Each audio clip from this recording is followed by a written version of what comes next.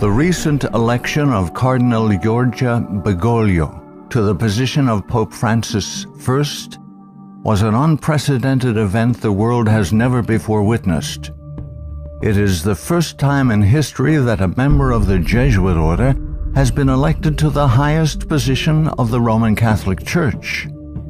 Reactions worldwide varied from jubilation to matter-of-fact acceptance to disinterest. These very reactions reveal appalling ignorance of the true nature of the Jesuit order.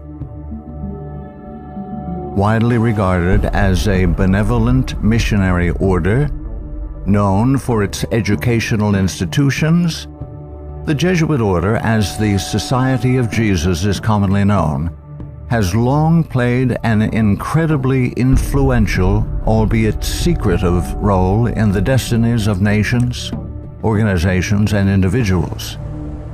Rulers, presidents, scholars, and even Catholics themselves, who are aware of the evil perpetrated by this powerful, far-reaching order, have left on record grave warnings that all should heed. Following is a compilation of quotes from a variety of sources. Some admit that their own diabolical organizations were modeled on Jesuit principles. Others give warning. A number of those who sought to warn did so at the cost of their lives. World's Last Chance would encourage all to carefully study the following material. Proverbs 1:5 tells us, "A wise man will hear and will increase learning, and a man of understanding shall attain unto wise counsels." Ignatius Loyola, 1491 to 1556, founder of the Society of Jesus and its first superior general. Nor will it contribute a little to our advantage if with caution and secrecy we foment and heighten the animosities that arise among princes and great men, even to such a degree that they may weaken each other. But if there appear any likelihood of reconciliation, then as soon as possible let us endeavor to be the mediators, lest others prevent us. Finally, let all with such artfulness gain the ascendant over princes, noblemen, and the magistrates of every place, that they may be ready at our beck, even to sacrifice their nearest relations and most intimate friends, when we say it is for our interest and advantage. Let proper methods be used to get knowledge of the animosities that arise among great men, that we may have a finger in reconciling their differences. For by this means we shall gradually become acquainted with their friends and secret affairs, and of necessity engage one of the parties in our interests. Immediately upon the death of any person of post, let them take timely care to get some friend of our society preferred in his room. But this must be cloaked with such cunning and management as to avoid giving the least suspicion of our intending to usurp the prince's authority. Putting aside all private judgment, we should always be ready to accept this principle. I will believe that the white I see is black, if the hierarchical church so defines it. Princes and persons of distinction everywhere must, by all means, be so managed that we may have their ear, and that will easily secure their hearts, by which way of proceeding all persons will become our creatures, and no one will dare to give the society the least disquiet or opposition. Finally, the society must endeavor to effect this at least, that having gotten the favor and authority of princes, those who do not love them at least fear them. Paolo Sarpi, 1552 to 1623, a Venetian patriot, scholar, scientist, and church reformer. They are a public plague and the plague of the world. From the Jesuit colleges there never is sent a pupil obedient to his father, devoted to his country, loyal to his prince. Every species of vice finds its patronage in them.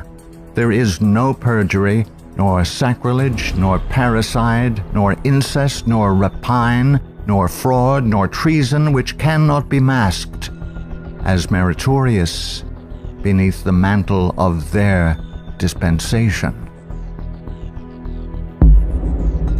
Muccio Vitelleschi, 1562 to 1645, 6th Superior General of the Society of Jesus. When sovereigns require a Jesuit's opinion on any subject, the Jesuit in question is to report the matter to his superior, who is to lay it before several Jesuits for discussion. The resolution formed after this consultation is supplied to the Jesuit, who has been consulted by the sovereign. Priest Antoine Arnaud, 1612 to 1694. Do you wish to excite troubles, to provoke revolution, to produce the total ruin of your country? Call in the Jesuits and build magnificent colleges for these hot-headed religionists. Suffer those audacious priests in their dictatorial and dogmatic tone to decide on affairs of state. Michelangelo Tamburini, 1648 to 1730, 14th Superior General of the Society of Jesus. See, sir, from this chamber I govern not only to Paris, but to China, not only to China, but to all the world, without anyone to know how I do it. Pope Clement XIV, 1705 to 1774. Following are Pope Clement XIV's words upon signing the bull of suppression and extinction of the Jesuits. A bull is the strongest legal document a pope can issue. The suppression is accomplished. I do not repent of it, having only resolved on it after examining and weighing everything, and because I thought it necessary for the Church.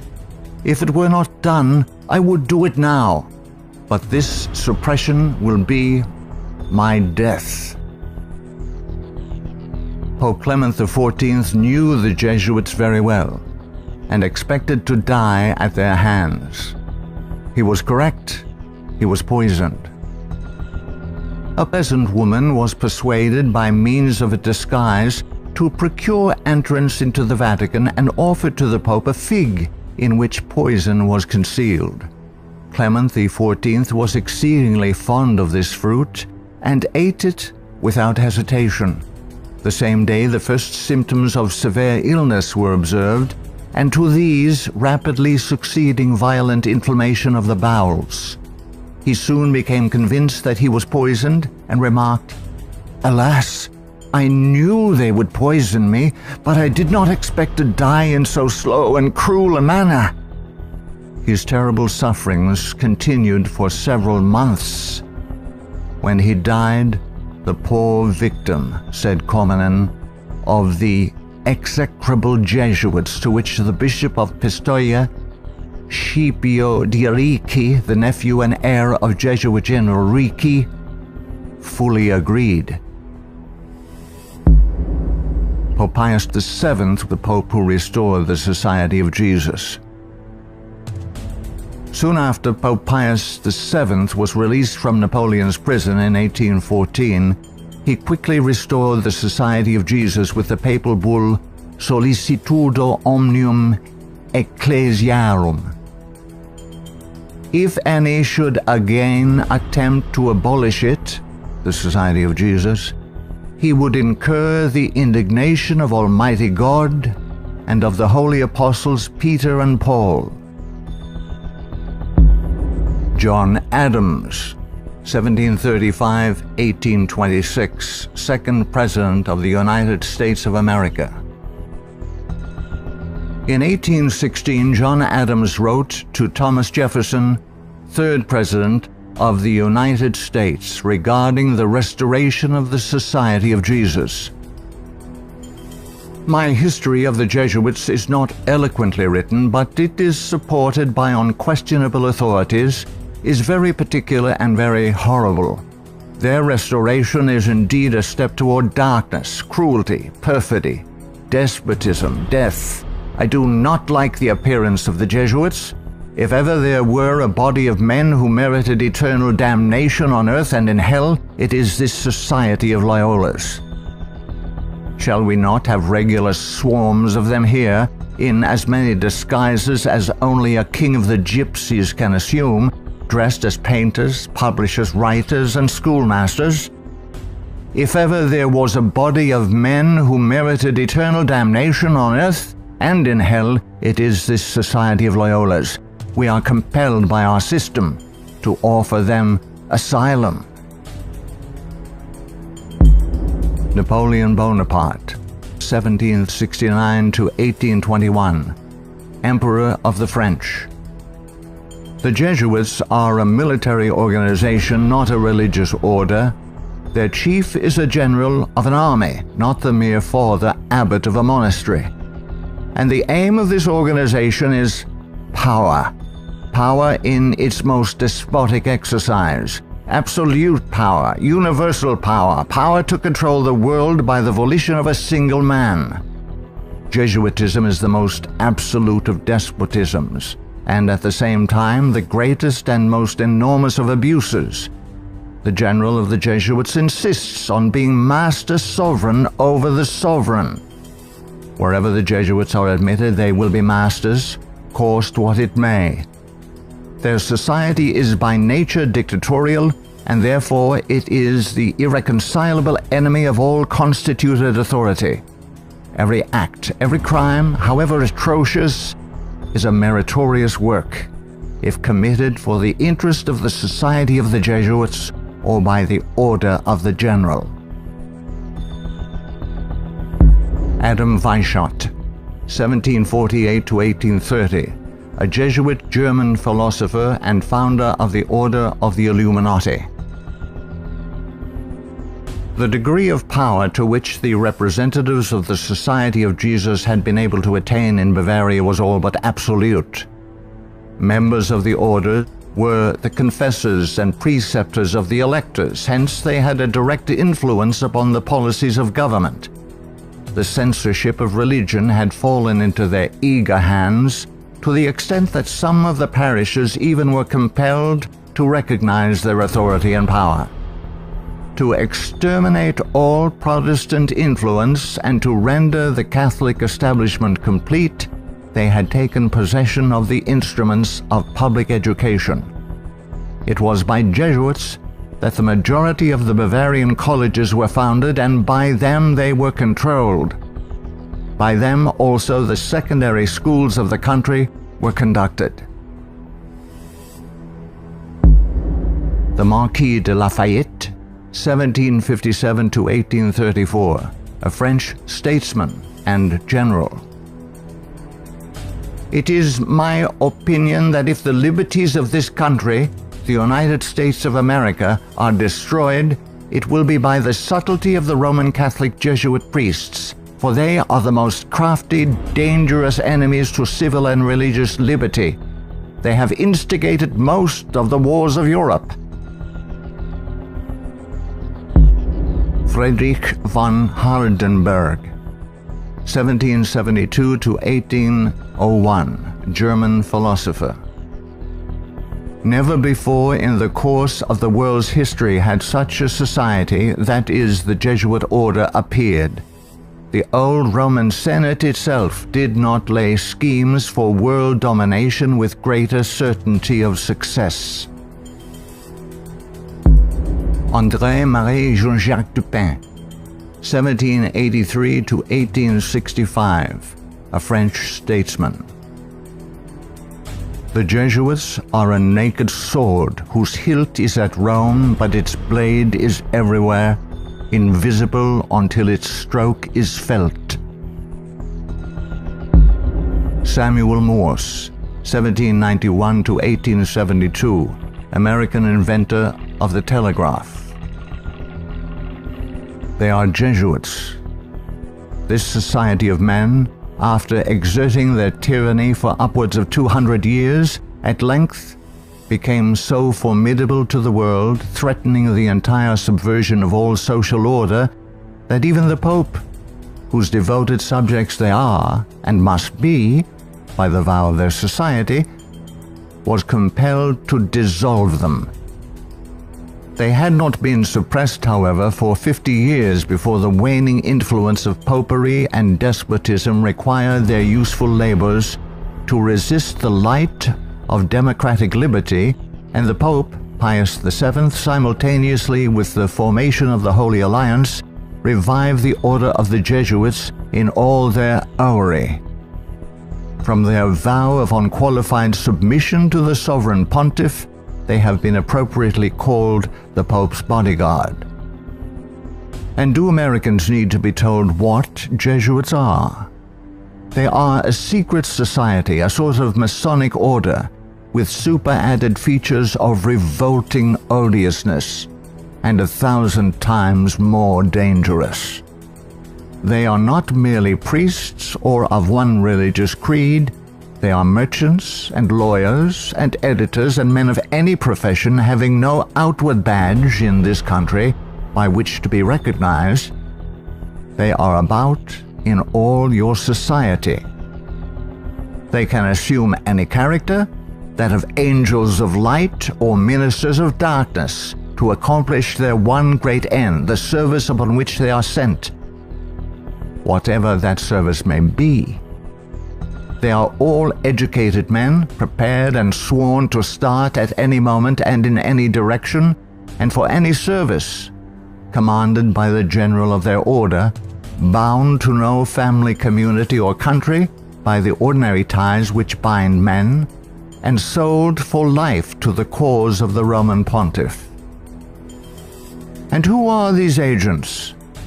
They are for the most part Jesuits, an ecclesiastical order proverbial through the world for cunning, duplicity, and total want of moral principle, an order so skilled in all the arts of deception that even in Catholic countries, in Italy itself, it became intolerable and the people required its suppression. Orestes Augustus Brownson, 1803 to 1876, New England intellectual and activist, preacher, labor organizer, and noted Catholic convert and writer. Undoubtedly, it is the intention of the Pope to possess this country, America. In this intention, he is aided by the Jesuits and all the Catholic prelates and priests. If the Catholic Church becomes predominant here, Protestants will all be exterminated. Abraham Lincoln, 1809 to 1865, 16th President of the United States of America. This war, the American Civil War, 1860 to 1865, would never have been possible without the sinister influence of the Jesuits. We owe it to popery that we now see our land reddened with the blood of her noblest sons. Though there were great differences of opinion between the South and North on the question of slavery, neither Jeff Davis nor any one of the leading men of the Confederacy would have dared to attack the North had they not relied on the promise of the Jesuits that under the mask of democracy, the money and the arms of the Roman Catholics, even the arms of France, were at their disposal if they would attack us.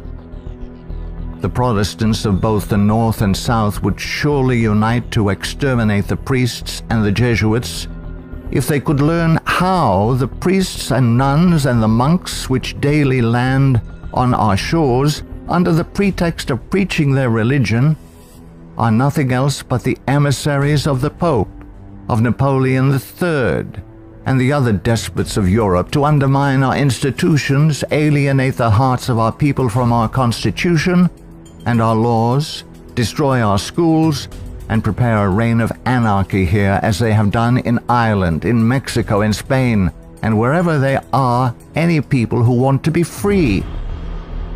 I am so glad to meet you again, he said. You'll see that your friends the Jesuits have not yet killed me, but they would have surely done it when I passed through the most devoted city, Baltimore, had I not defeated their plans by passing incognito a few hours before they expected me.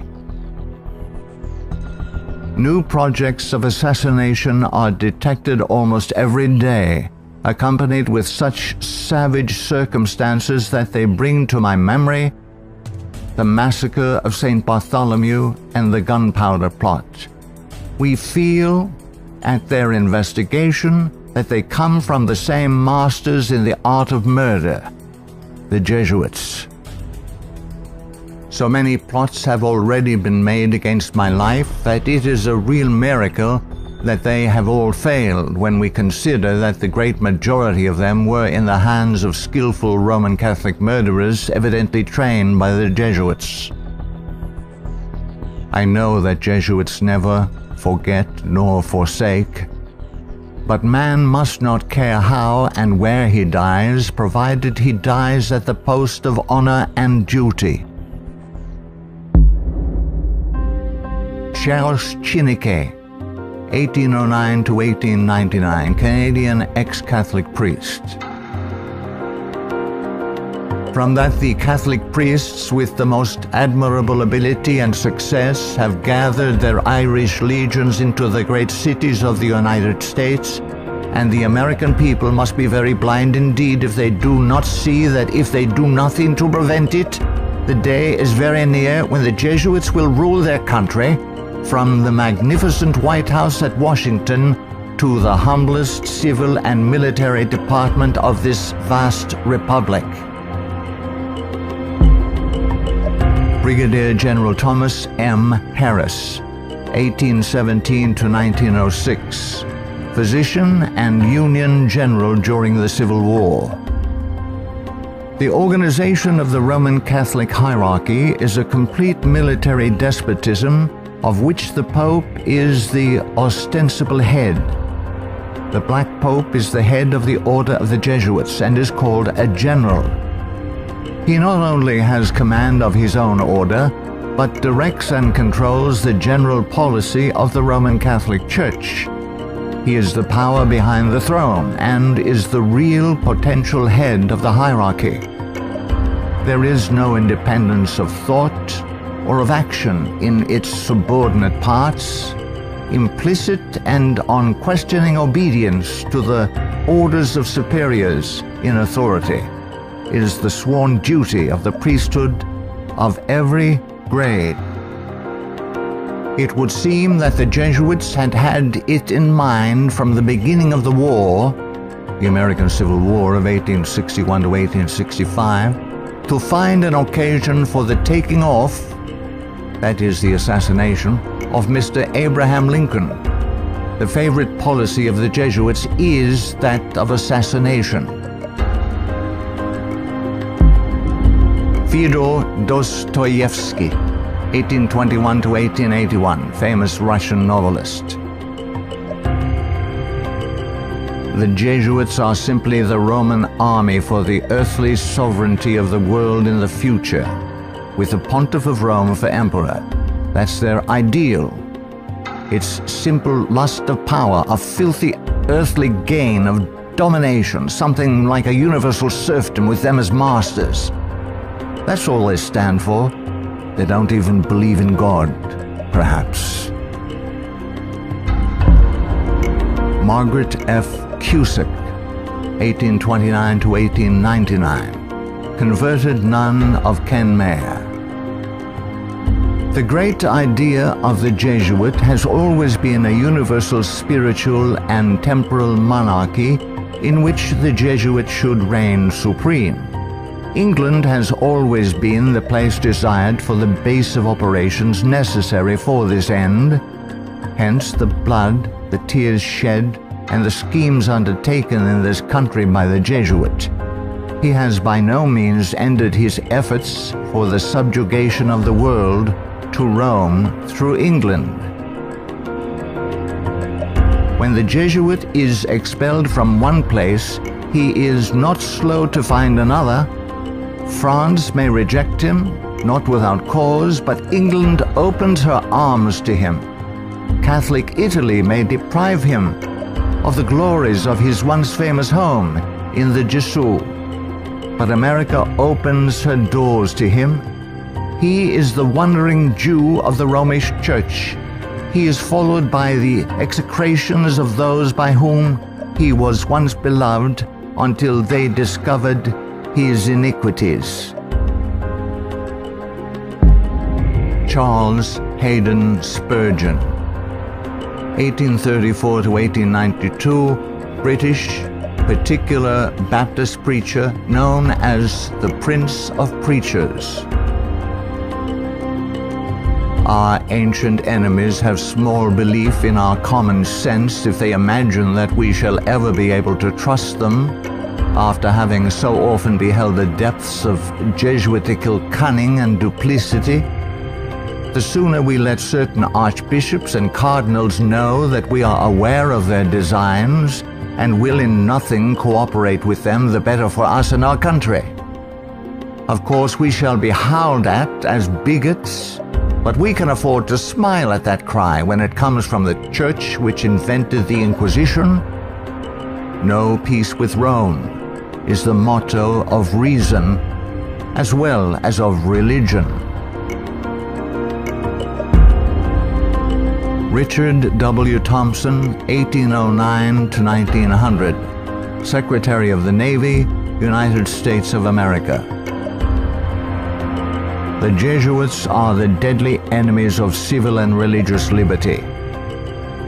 The Jesuit general occupies the place of God and must be obeyed, howsoever the peace and welfare of the multitude may be imperiled or the nations be convulsed from center to circumference. The Society of Jesuits must obtain the mastery, even if general anarchy shall prevail, or all the world besides be covered with the fragments of a universal wreck. The sovereigns of the Holy Alliance had massed large armies and soon entered into a pledge to devote them to the suppression of all uprisings of the people in favor of free government. And he, Pius VII, desired to devote the Jesuits, supported by his pontifical power, to the accomplishment of that end. He knew how faithfully they would apply themselves to that work, and hence he counseled them in his decree of restoration to strictly observe the useful advices and salutary counsels whereby Loyola had made absolution the cornerstone of the society. Luigi de Sanctis, 19th century ex-official censor of the Inquisition. All these things caused the Father General of the Jesuits to be feared by the Pope and sovereigns. A sovereign who is not there, the Jesuits' friend, will sooner or later experience their vengeance. At what then do the Jesuits aim? According to them, they only seek the greater glory of God. But if you examine the facts, you will find that they aim at universal dominion alone. They have rendered themselves indispensable to the Pope, who without them could not exist, because Catholicism is identified with them. They have rendered themselves indispensable to governors and hold revolutions in their hands. And in this way, either under one name or another, it is they who rule the world. He who thinks he knows the Jesuits by having read all the books that were written in the past century, the 18th century, to unmask them would be grossly deceived.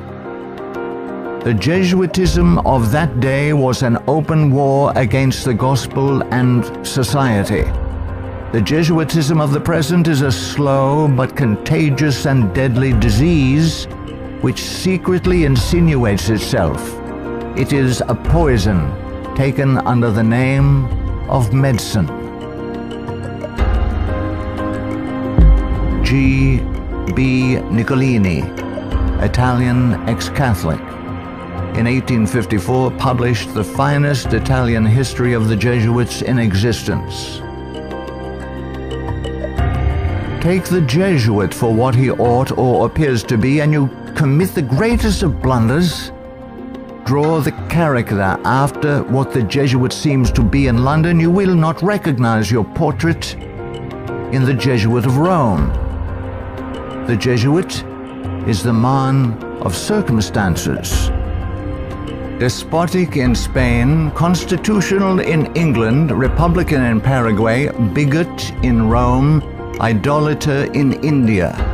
He shall assume and act out in his own person, with admirable flexibility, all those different features by which men are usually to be distinguished from each other. He will accompany the gay women of the world to the theater and will share in the excesses of the debauchee. With solemn countenance he will take his place by the side of the religious man at church, and he will revel in the tavern with the glutton and the sot.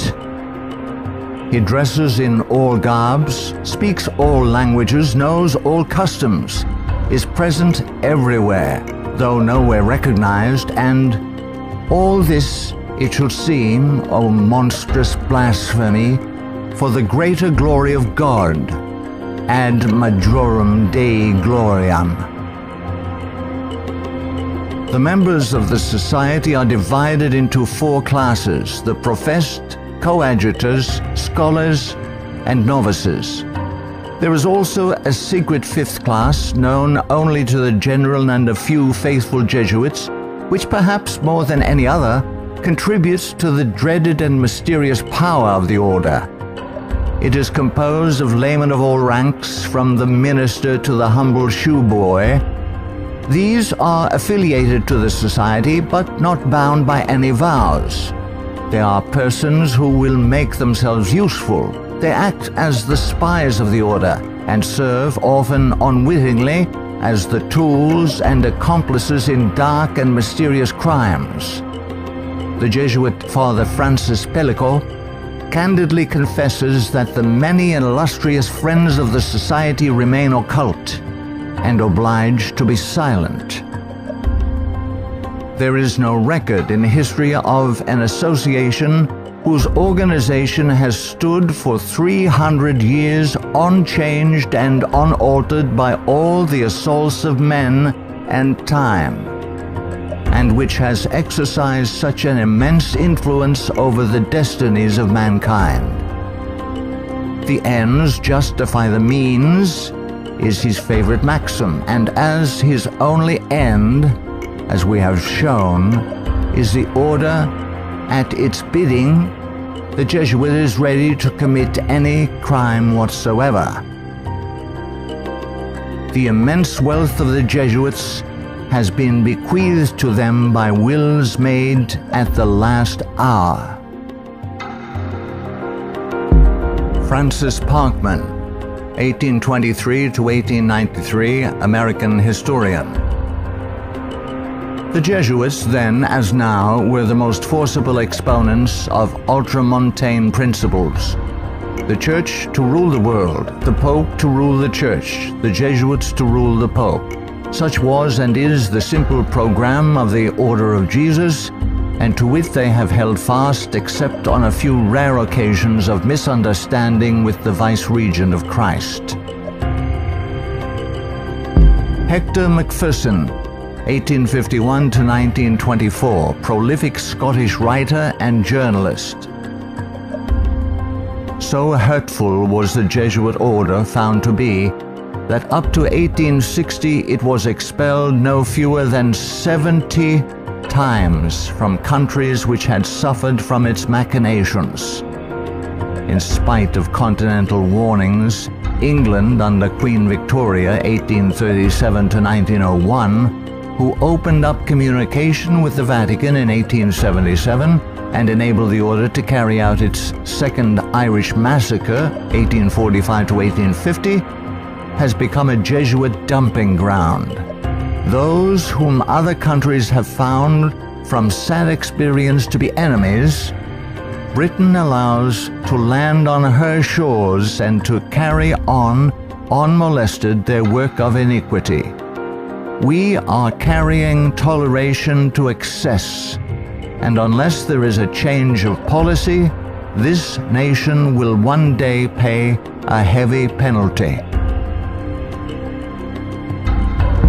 Father Jeremy J. Crowley, 1861 to 1927, American ex-Catholic priest. All through the Middle Ages and the Renaissance period, the popes kept Italy in turmoil and bloodshed for their own family and territorial advantages, and they kept all Europe in turmoil for 2 centuries after the Reformation, in fact, just as long as they could in the wars of religion. Their whole policy is based on stirring up hatred and promoting conflicts from which they hope to draw worldly advantage. Popes and their Jesuitical agents have been and are the instigators of wars, and while the world is having real pain, Rome is having champagne. The Jesuit Superior General is at the head of this black and mute militia which thinks, wills, acts, obeys as the passive instrument of his designs. Their whole life must have but one aim, the advancement of the Jesuit order to which they are attached. How long shall the Roman Catholic hierarchy play the people for fools? Shall the government be of the people, for the people, and by the people, or by the Pope? Let's not let the Pope of Rome name our president for us. Lovers of your country, beware of Jesuitical intrigues, the political power of Romanism, and the honeyed words of politicians reaching after the presidency. Ellen G. White, 1827 to 1915, prolific author and American Christian pioneer. Jesuitism inspired its followers with fanaticism. There was no crime too great for them to commit, no deception too base for them to practice, no disguise too difficult for them to assume. It was a fundamental principle of the order that the end justifies the means. By this code, lying, theft, perjury, assassination were not only pardonable but commendable when they serve the interests of the Church. Under various disguises, the Jesuits worked their way into offices of state, climbing up to be the counselors of kings and shaping the policy of nations. Edmund Ronayne, 1832 to 1911, former Freemason who served as both secretary and master of Keystone Lodge. The religion of Masonry is a system of absolute despotism, and like that of Rome, demands a blind, unquestioning obedience to all its laws, rules, and edicts, whether right or wrong. What a singular commentary on the indifference, the subserviency, or the cowardice of society that an institution professedly organized by such cunning knaves, the Jesuits, and for such base purposes, and which has been sustained by fraud, falsehood, and deception from the commencement of its career to the present time, should be permitted today to dictate to, if not virtually to rule the nation, and to create such a dread in communities that even some of the ministers of Christian denominations, who detest its vile philosophy and who would like to see it swept from the face of the earth, are absolutely afraid to mention its name, either in the pulpit, the prayer meeting, or the Sabbath school, lest its secret vendetta vengeance might, in some concealed manner, be wreaked upon them. Adolf Hitler, 1889 to 1945, Austrian-born German politician and the leader of the Nazi Party. I have learned most of all from the Jesuit order. So far, there has been nothing more imposing on earth than the hierarchical organization of the Catholic Church. A good part of that organization I have transported direct to my own party. The Catholic Church must be held up as an example. I will tell you a secret. I am founding an order. In Himmler, I see our Ignatius de Loyola. Walter Friedrich Schellenberg, 1910 to 1952, German SS Brigadier Führer, who rose through the ranks of the SS to become the head of foreign intelligence. The SS had been organized by Himmler according to the principles of the Jesuit order. The rules of service and spiritual exercises prescribed by Ignatius de Loyola constituted a model which Himmler strove carefully to copy. Absolute obedience was the supreme rule. Every order had to be executed without comment. Avro Manhattan, 1914 to 1990, a writer and philosopher. The Jesuits are one of the largest stockholders in the American Steel Company, Republic, and National. They are also among the most important owners of the four greatest aircraft manufacturing companies in the U.S., Boeing, Lockheed, Douglas, and Curtiss-Wright. No political event or circumstance can be evaluated without the knowledge of the Vatican's part in it, and no significant world situation exists in which the Vatican does not play an important explicit or implicit role. Alberto Rivera, 1935 to 1997, ex-Jesuit. The higher I went in the Jesuit order, the more corruption I saw within the institution. I was invited to attend a secret black mass by high-ranking Jesuits, including Superior General Pedro Arrupe, in a monastery in the northern part of Spain. When I knelt to kiss the ring of a high official, I saw a symbol on that ring that made my blood run cold. It was a Masonic symbol, the compass and the square. A thing I hated, and I had been told to fight against it. I found out the Jesuit general was also a Mason and a member of the Communist Party in Spain. Frederick Tupper Southey III, 1936 to 2007, American composer, musician, author, and artist. The Roman Inquisition had been administered since 1542 by the Jesuits. Edmund Paris, 1894 to 1970, author of The Secret History of the Jesuits.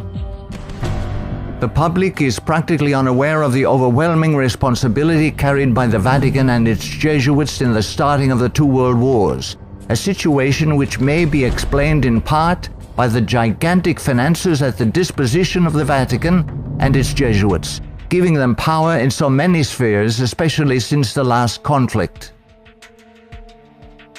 The Jesuits are a secret society, a sort of Masonic order, with super-added features of revolting odiousness and 1,000 times more dangerous. The Führer had come to power thanks to the votes of the Catholic Zentrum, Central Party overseen by Jesuit Ludwig Kass, only 5 years before, 1933. But most of the objectives cynically revealed in Mein Kampf were already realized. This book was written by the Jesuit-controlled Father Bernhard Stempfler and signed by Hitler. For it was the Society of Jesus which perfected the famous Pan-German program as laid out in this book, and the Führer endorsed it. Nino Lobello, 1922 to 1997, American author and journalist, specialized in writing about the Vatican. The Pope's confessor, an ordinary priest, must be a Jesuit. He must visit the Vatican once a week at a fixed time, and he alone may absolve the Pope of his sins. Michael Bunker, American writer, historian, theologian. There is a conspiracy against Christendom. But who are Satan's agents in this conspiracy? The agents are the Jesuits. Even though the Jesuits exude vast influence and control in the areas of theology, education, recorded history, and current media, I am still perplexed that virtually no literature exists exposing the Jesuits' influence on mainline Protestantism. In this work, the author uncovers forgotten history regarding the cooperative salvation theology of the Jesuits. From Cain to Charles G. Finney, this book proves that modern Protestantism has abandoned the doctrines of grace and embraced the satanic doctrines of cooperative salvation. Eric John Phelps, 1953, still living, author and protagonist in the truth-seeking movement in the United States. In the 20th century, the Jesuits have conducted their inquisition under the names of Nazism, fascism, communism, and now Islamic terrorism, with their inquisitors Adolf Hitler, Francisco Franco, Joseph Stalin, and now Osama bin Laden. Today, the Black Pope orders his Holy Office of the Inquisition, renamed in 1965 the Sacred Congregation for the Doctrine of the Faith, through his international intelligence community headed by papal knights, including Skull and Bonesman George W. Bush. To the abhorrent Jesuit doctrine of regicide, the killing of kings, we must now direct our attention that we may understand an established policy calculated to obtain or maintain the mastery of all nations following well-planned assassinations. In the past, the order's assassins were either Jesuits, like Jacques Clement, or killers easily connected to the influence of the company, men like John Wilkes Booth. Today, these professional terminators are cleverly distanced from their Masonic master, the Black Pope, and given deceptive titles by the Pope's internationally controlled press corps, jurists, and historians. Such titles as anarchists, nihilists, rogue agents within intelligence agencies, or just lone nut assassins. Sometimes these individuals in fact do the killing, consciously and unconsciously, as do the programmed Manchurian candidates, they sacrifice themselves, die in the act, or are punished for their crimes. Created by Loyola in 1534 and sanctioned by Paul III in 1540. In seeking to destroy the Protestant Reformation and restore the Dark Ages with the White Pope, exercising his temporal power as the universal monarch of the world, authored the 25 sessions of the Council of Trent, 1545 to 1563, and established themselves as the confessors and advisors of the monarchs of Europe, promoting absolute monarchical despotisms through which they ignited monstrous wars characterized by pitiless massacres of Protestants and innocents, such as the Dutch Revolution, 1568 to 1648, the 30 Years' War, 1618 to 1648, the Puritan Revolution, 1644 to 1653, the 7 Years, French Indian War, 1754 to 1763. While oppressing and weakening the peoples of the nations and the Semitic Hebrew Jewish race with the Holy Office of the Inquisition, aided by the Knights of Malta and later Scottish Rite Freemasonry from 1540 to 1773, we as God's people in 14th Amendment America have received the Lord Jesus Christ as our personal Savior according to His blessed gospel set forth in His infallible Holy Scriptures. The authorized King James Version of 1611 must repent of our personal and national sins. Then we must forsake them. Some of those sins are: 1. Permitting the army of the Black Pope, the company of the Society of Jesus, to exist, mightily prosper, and absolutely control the government of the United States through its Council on Foreign Relations within our borders. 2. Believing the Jesuit-controlled American press, which has continually lied and deceived us throughout the 20th century. 3. Permitting the Jesuits' Federal Reserve banking system and United Nations to exist within our borders, as these two bodies have successfully destroyed popular liberty, liberalism, and the national sovereignty of every nation in the world pursuant to the purposes of the Jesuits' Holy Alliance. 4. Waiving our Fourth and Fifth Amendment rights secured by the declaratory and restrictive clauses of the Bill of Rights at the insistence of the Baptists of Virginia, and so dearly paid for with torrents of blood by our Protestant forefathers, through filing our confessions every April 15th, paying the heavy and progressive communist income tax, thereby financing a multitude of sins. 5. Permitting the drafting, vaccinating, and sending of our sons abroad to fight the Pope's foreign wars, such as the war in Vietnam and the recent wars in Serbia, Iraq, and now Afghanistan, resulting in the further destruction of American liberals and foreign heretics so condemned by the Jesuits' Council of Trent. 6. Permitting the Jesuits, in control of the government of the American Empire, to use our military and financial might to enthrone dictators around the world whose first allegiance is to Rome, thereby restoring the temporal power of the Jesuits, infallible Pope, returning the world to the Dark Ages. 7. Consenting to the Jesuits' Supreme Court decisions in removing the Protestant Bible and prayer from the bulwark of American liberty so hated by the Jesuits, the public school system. 8.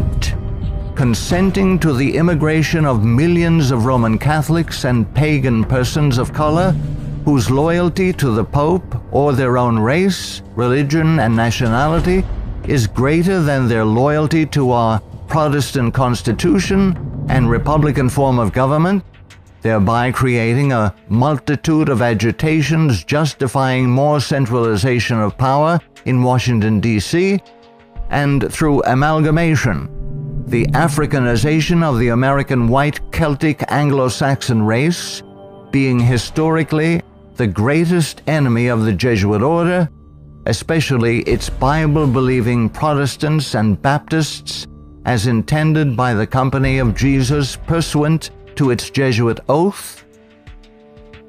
9. Consenting to the Jesuit Supreme Court's several decisions of forced integration, resulting in the destruction of both the white and black races through amalgamation, as the exchange of viruses, bacteria, and parasites, unique to each race, creates powerful combinations in the offspring, producing a non-resistant, weak, and sterile population within 5 generations.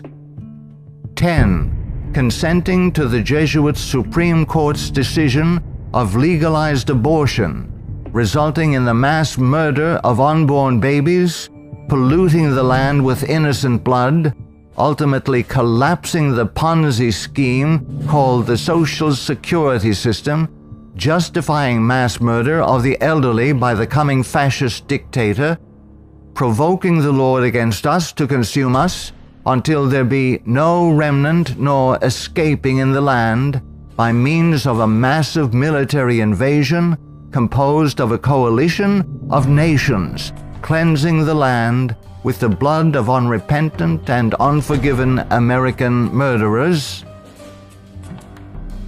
11. Succumbing to race hatred as a result of Jesuit-controlled Masonic agitators such as the White Knights of the Ku Klux Klan and the Black Nation of Islam, justifying the imposition of martial law when the inner-city race wars begin. 12. Sheepishly giving up our real wealth, gold and silver coins in exchange for indulgences, the Jesuits' worthless paper money called Federal Reserve notes, and thereby becoming a nation of overworked, unprincipled, money-hungry thieves. 13. Consenting to the cattle brand of the Jesuits' Social Security number as a means of identification to be used by their international intelligence community, begun by Hitler's SS at Dachau, it being the forerunner of. 14. Obeying the evil 1968 gun law of Nazi origin and thereby, upon purchasing new firearms, blindly registering our guns, our swords of just defense, enabling the coming Jesuit-controlled white fascist military dictator to ultimately take them from us, making our annihilation sure pursuant to the Council of Trent. 15. Committing a multitude of personal sins, both public and private, ensuring that our annihilation will be a righteous act in the eyes of both the risen Son of God and mortal man. Far from being the benevolent educational missionary society many view the Society of Jesus as being, the Jesuit order is responsible for some of the most heinous acts in recorded history. They have battled truth and righteousness, crushed religious liberty, influenced kings, and sought to mold the course of history to carry out their own agenda. Now that the visible head of the Roman Catholic Church is himself a member of this order, the power of the Jesuit order is complete. Let all who love truth, all who love freedom, take heed and beware of the danger now facing the world in the person of Pope Francis I. Error and wickedness will ever seek to use force against truth and righteousness. Now is the time to draw close to Yahuwah, setting aside the sin that doth so easily beset, and surrender all to the Creator. he will accept all who come to him in faith. A prudent man foreseeth the evil, and hideth himself, but the simple pass on, and are punished.